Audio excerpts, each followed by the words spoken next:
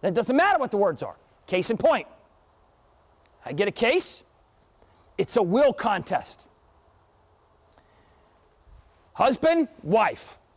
Each one comes into marriage with 2 kids. Everybody with me? Mm-hmm. Husband gives all of his property upon his death to his wife. If she dies before me, I give all my assets to my kids. With me? Wife. I give everything to my beloved husband. If my husband dies before me, I give everything to my kids. The father happens to be a pilot. He takes his wife on a flight. The plane crashes. First person on the scene, a police officer. He sees 2 people lying on the ground. He goes up and he looks at the man and he says to the man, "Are you dead?" And the man says, "No." Now, trial. Both sets of kids want all the money. Millions of dollars at stake. Either the 2 kids of the husband get all the bucks, or the 2 kids of the wife get all the bucks. I guess you could tell they're not friends. Okay? Okay? And it all turns on who died first, who was living last. They want to offer the evidence that he said he wasn't dead.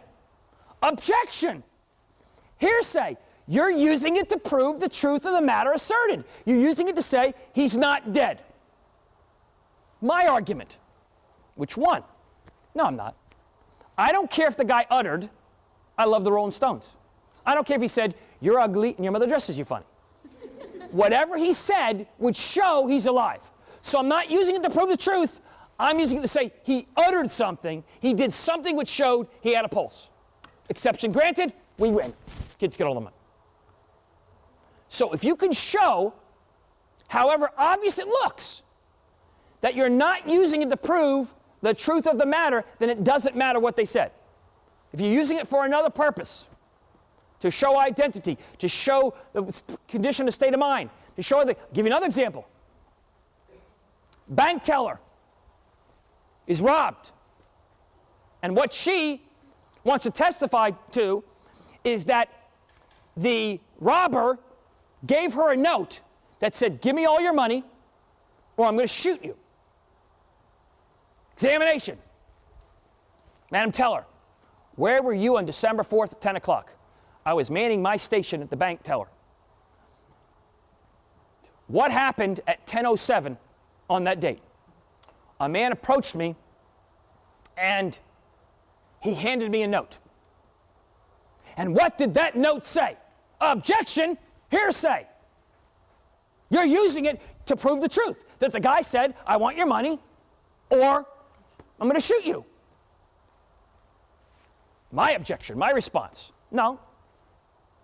Let me ask it to you a different way. Madam Teller, where were you at 10:07 on January 4th? I was at my teller station. And what happened next? A man approached me. And then what happened? He handed me a note. That's unusual. How did you feel? I was terrified. Why?